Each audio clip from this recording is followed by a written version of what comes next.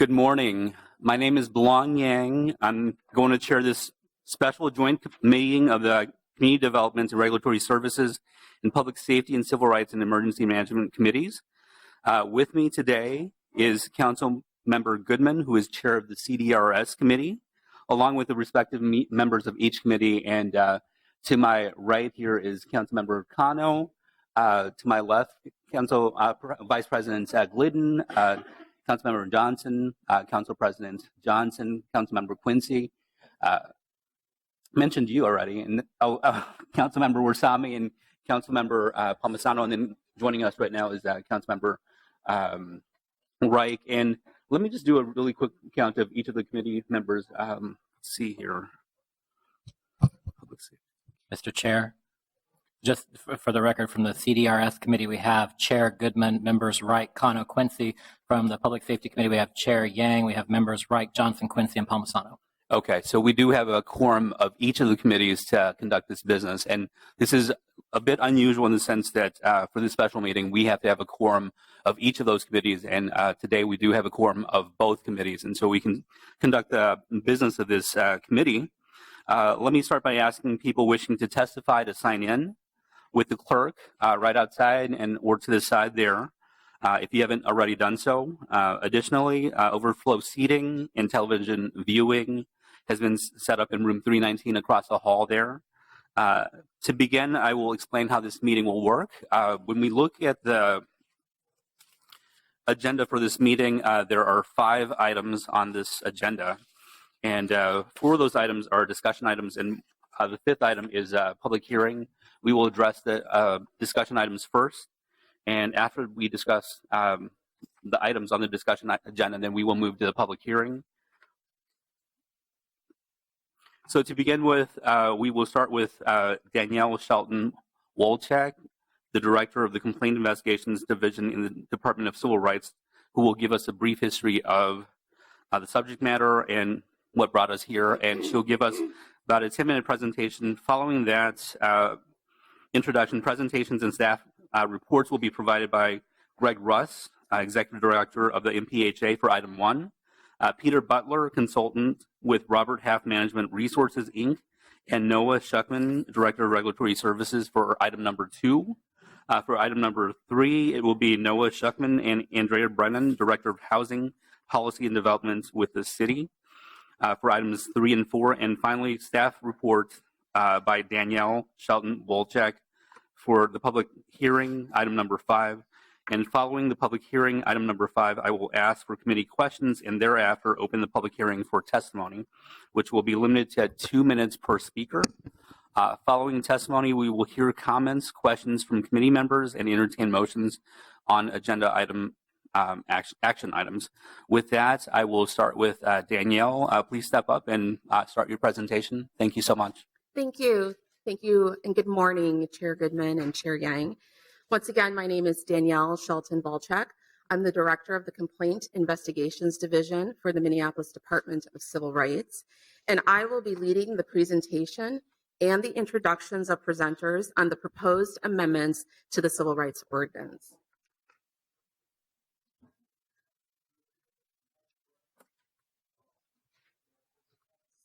So what has brought us here today? There has been a growing constituency concern that the city has learned about regarding the lack of affordable housing and the declining housing stock. And while the Civil Rights Ordinance has always provided protections for those who receive public assistance in the marketplace, that actually has led to an interpretation that housing choice voucher recipients are excluded from those protections. So today we're here to be clear about the applicability of housing choice voucher or Section 8 protections, an interpretation that the city has always held, as well as the Civil Rights Office.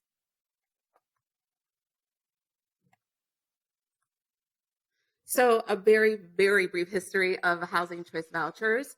It was created by Congress in 1974 with the intent to keep families to help families move out of broken neighborhoods so they could live in places without the threat of violence and so children could attend safe schools.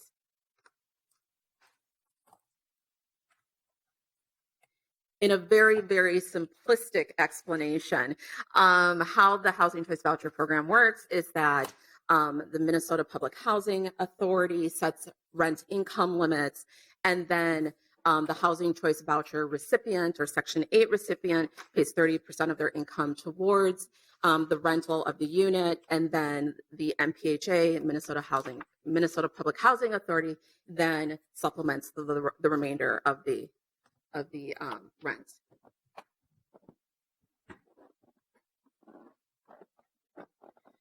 Unfortunately, what's been happening over a course of years is that the program isn't having the intended effect that it was supposed to when Congress enacted it.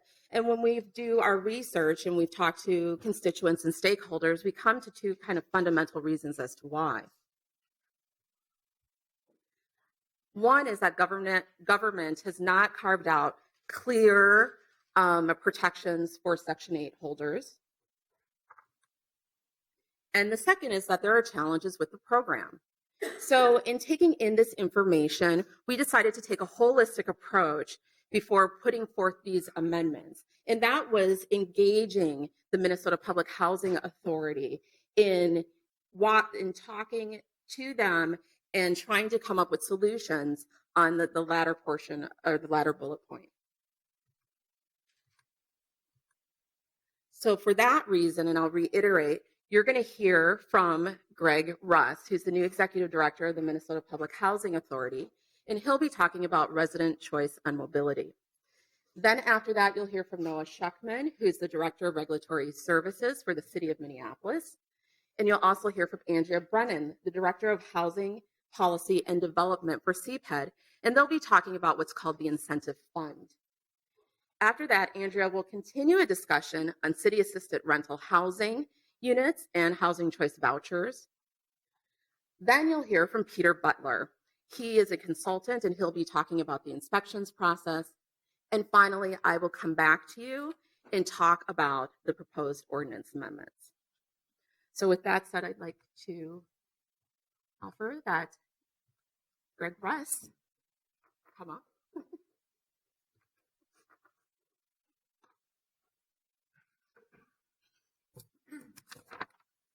Thank you. Thank you for the introduction, and I want to thank the council committees for holding this joint session and giving us an opportunity to speak to this set of issues around the voucher program. I also want to offer a thank you to the Family Housing Fund, who commissioned what I shorthandedly call the Quadell Report, which was a review of our administrative practices and our processes related to encouraging opportunities for families who work and live in the city of Minneapolis and are on the voucher program. A little bit about the voucher program, I think, is helpful to give council members kind of a framing about what the program does and who it's serving. Currently, the Housing Choice Voucher households comprise about 6% of the rental market in Minneapolis. About 5,000, just a little bit over 5,000 vouchers are belong to the Housing Authority, and about 4,400 of those vouchers are considered moving to work vouchers, which means they come with potentially added flexibilities that HUD has granted to us. These are our vouchers. We have neighboring vouchers and from other housing authorities nearby, and Met Council also has vouchers. So there are additional voucher entities in the community at large in the Twin Cities area. About 17,000 Minneapolis residents are served by the program, and this is a very important statistic. 53% of them are children. And one of the effects that has been documented, not just in a single study, but more recently by a group of researchers led by Raj Chetty, who's an economist at Stanford, is that the opportunity for a family to move to a neighborhood that is not as impacted has a strong outcome on the lives of children under the age of 13. That study was released a couple of years ago and has kind of been a benchmark for people who are thinking about how to increase mobility opportunities for families who are on the program. Some other information about our families, the voucher holders, 46% of them have someone who is working. And their incomes when they are working are around $21,000. Overall, Housing Choice Voucher families have an average income of just over $15,000. And by comparison, the median income in the Twin Cities metro area is around $71,000. Of our voucher participants, 40% are disabled, 15% are seniors, 78% are women, and 85% are people of color. Right now, our waiting list is closed. There's about 1,700 families on the waiting list. The last time we opened in 2008, 15,000 families signed up in a span of a few days. In terms of who we work with, the voucher program is a three-way partnership. We have the families, the landlords, and the housing authorities. Currently, as we stand right now, we have more than 1,200 property owners who are participating in the program. 84% of those owners have 5 or fewer units. Voucher families, as we noted earlier, pay 30% of their income towards the rent, and the balance is paid by the housing authority to the landlord. Now, what does that mean in terms of money? That means the average monthly payment to a landlord in the city is $714 a month.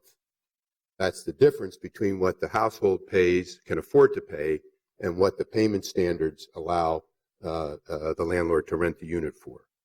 If you annualize that number, it's $40 million a year coming into the city through this program. It's an enormous opportunity for the families, but it also has an economic stimulus factor that we should not ignore. The owners receive their MPHA portion directly from us. It's deposited through a direct deposit, and it's a monthly payment that we make. If the family's income changes and goes down, like they lose a job or they lose a household member, the rent can be adjusted and the owner's portion can be increased to offset the loss of income to the household.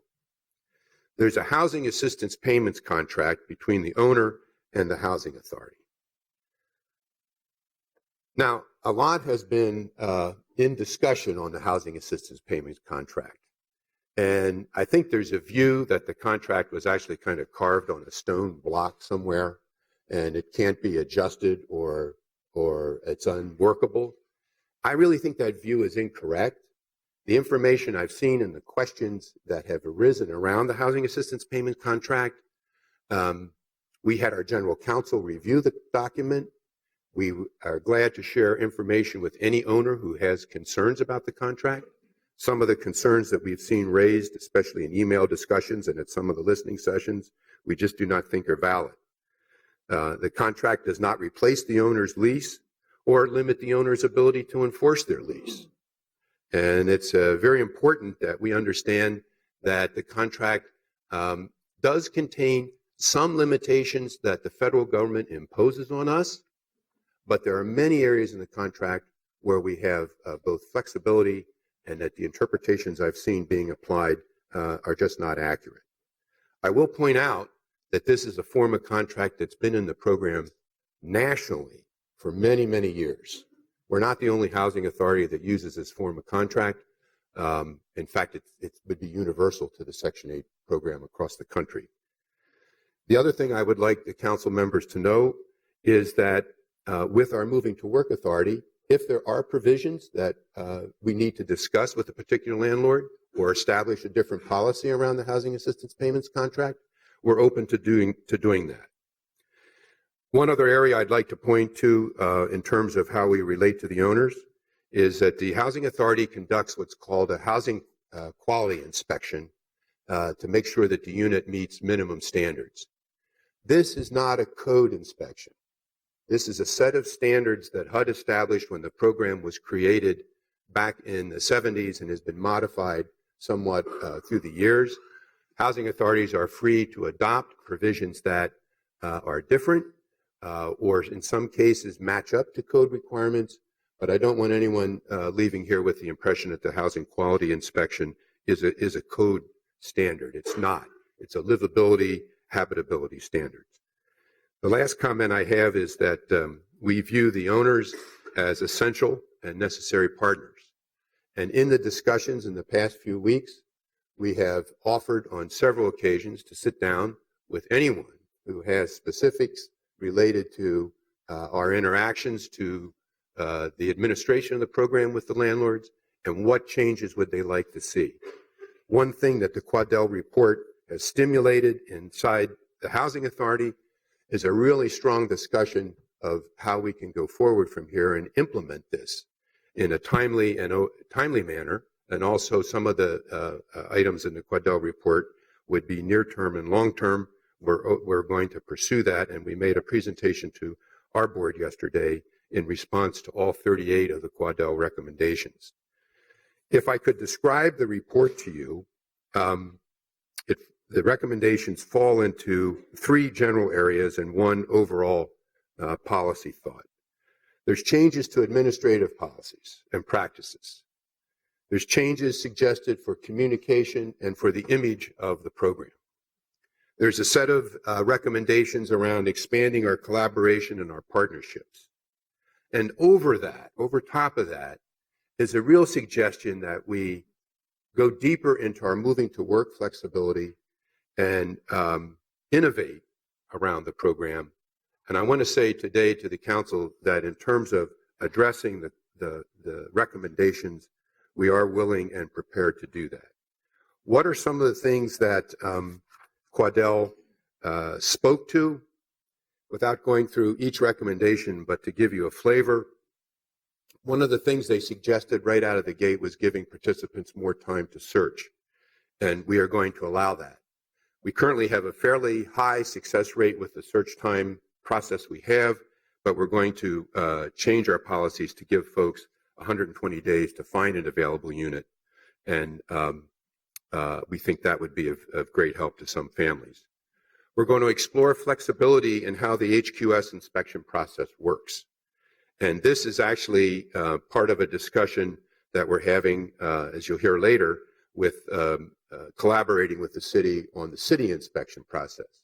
I think there's a potential pilot in there where we could look at changing how we view inspections in light of how well landlords are doing, both on our records and also on the city side. And we would probably talk to city staff about that and maybe come back a little later with some ideas about how we could change our housing quality standard inspection approach. We're going to take a look at the rental market. I think one of the things that was mentioned was that the voucher program, as it's currently working, is not producing the kind of mobility moves or mobility opportunities that we think it should. The first thing we would like to do is bring in someone to take a much more detailed look at the rental market. The Quaddell report had data in it, but the data, I think, could be refreshed. And we want to look at what we have inside the city as potential areas that we would encourage families to consider. And we also want to think in a larger area, and that's the collaboration part of the report. We want to think about what are the regional potentials using our moving to work agreement that we could allow other housing authorities and other entities that have vouchers to participate with us and address things like differences in portability and opportunities not only in the city, but also outside of the city. We've hired a new mobility specialist that is already in place to work with families, to encourage families to think about mobility moves, and there'll be other things happening with respect to those households. We're also considering, just for the voucher program in general, thinking about providing budget and financial coaching and training for voucher recipients, especially because one of the barriers to a lot of folks is their credit score. So we're thinking that longer term, we might see if we can bring in an organization that would help us do that. In terms of our image and communications, all Housing Choice Voucher staff will be attending customer service training this May. We're going to be working with the IT department to think about different ways that we might be able to eliminate paperwork. And again, we would be willing to sit down with landlords, either individually or as part of a landlord group, to talk about areas that they think ought to be modified that would make the administration of the program work better for them. We're also in the process of hiring a community engagement specialist who would focus on property ownership issues and outreach to to landlords on a more regular and consistent basis. There are other items in the report on image and communications, including thinking about changing the name of the program, but we think we'd like to do some things that are impactful inside the organization, have a direct effect on how the program is administered before we get to that. We will continue to advance ideas around a regional moving to work collaboration with our housing authority and our neighboring housing authorities. And inside that idea, as required by Congress, would be opportunities to increase housing choice for low-income families. And that would be, if we could pull that off, would be probably one of the first of the kind if we could get some participants to go after that. I'm going to stop. There's probably questions from the committee members, and I didn't touch on every element of the report, and if there's something that you feel you need more information on, I'd certainly be glad to address that. I just have one closing remark that I'd like to leave the committee members with. We're managing a large program, and I'm not going to represent to anybody here that the program as we currently manage it is perfect. I don't know of any delivery program that concerns low-income families that does run in a perfect way. But we are committed to this. We have the ability and the capacity to reform where we need to reform, to listen to folks and make changes. We're not about being static. We're not about being stuck. And we are about moving forward in the spirit with which this report was commissioned. Thank you. Thank you, Mr. Ross. We have some questions from the dais here, and with that, I will start with Council President Johnson. Thank you, Mr. Chair, and thank you, Mr. Russ. I'll, save my remarks for at the end, but I did have some questions, and it's just coming from the landlords that I've been speaking to in my ward. And one landlord asked me, she has a no smoking restriction in her lease. How would that be handled? Is it an addendum to the HAP lease? The HAP contract allows for the lease that the landlord uses. And in fact, when all is said and done, issues like no smoking would not change because we have a housing assistance payments contract. The contract is respectful to some extent of the lease that the landlord is using. So we would not expect to see that to be a problem. What about what's called a crime-free lease addendum that some of our community crime prevention specialists have encouraged landlords to add to their leases?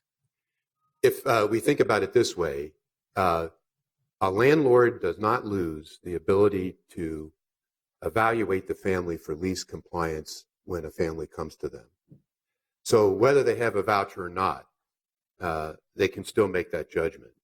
If that is part of the lease and they're testing their applicant against that kind of standard, that's a standard that they can use to screen whether the family has a Section 8 or not. So that would not go away either. I guess my question would be, once you have rented to the family and they violate this crime-free lease addendum, if there's a lease violation, yep. If the lease violation is part of the family obligations, we can take action on that. We have. Okay. We have done it not specifically on the issue you're talking about, but on other cases where households have not complied with the requirements of the lease or the program to the extent where it became very serious. Okay. Thank you. Chair Goodman. Okay. Are there any other questions of Mr. Russ? All right. With no other questions, we will move to item number 2. Thank you, Mr. Russ. Thank you so much for your time today. For item number 2, presentation is by Peter Butler, and he's a consultant with Robert Half Management Resources.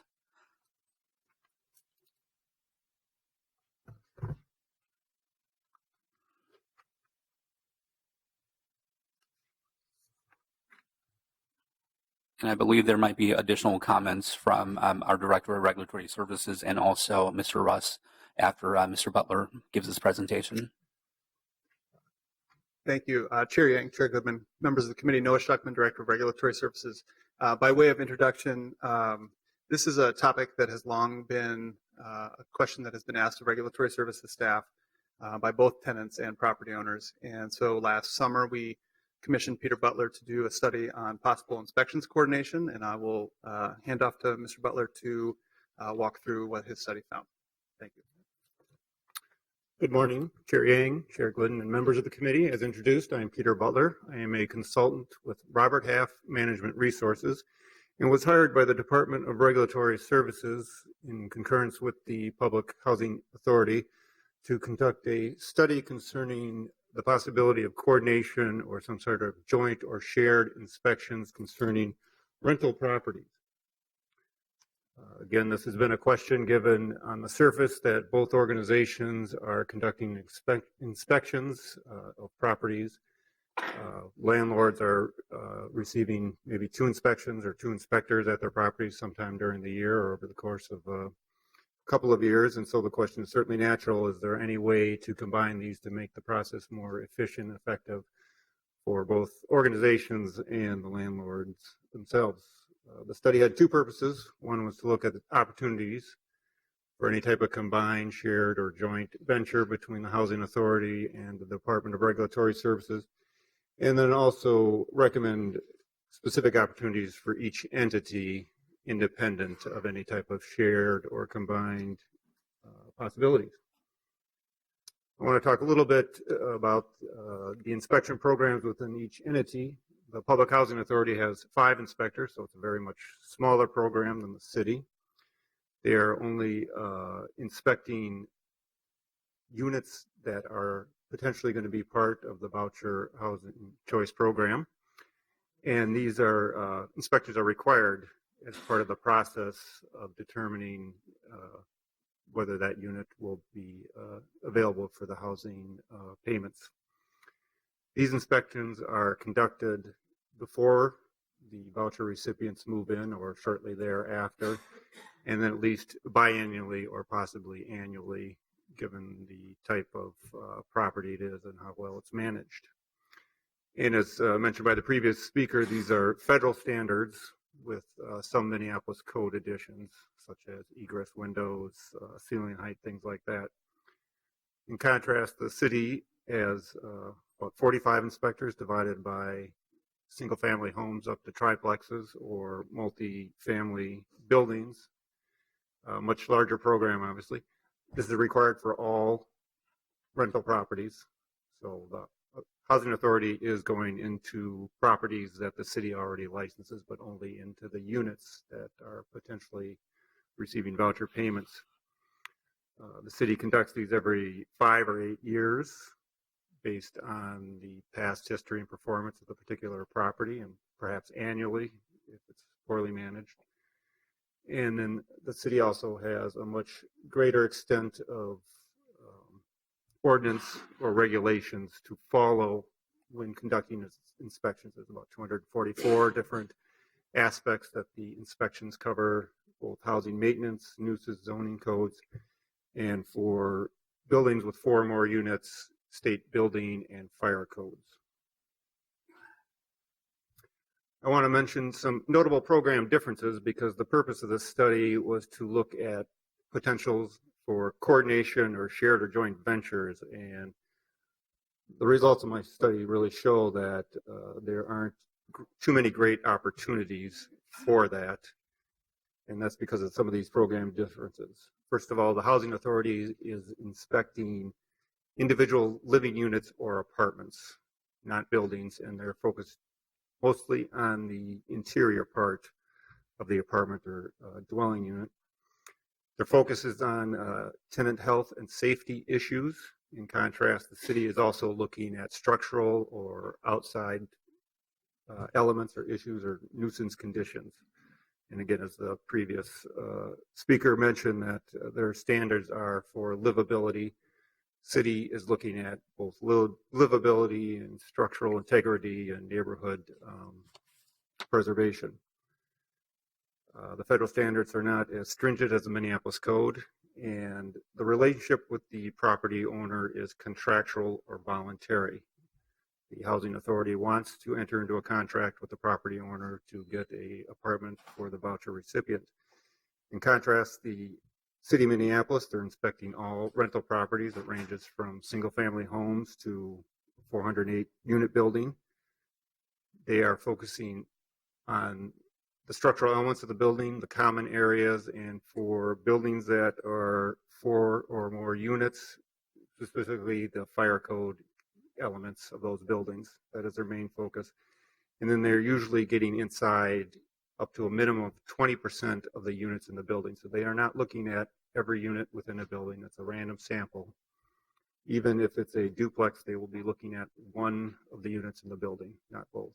So a difference with the Housing Authority, which is looking into the specific unit being considered for the rental program.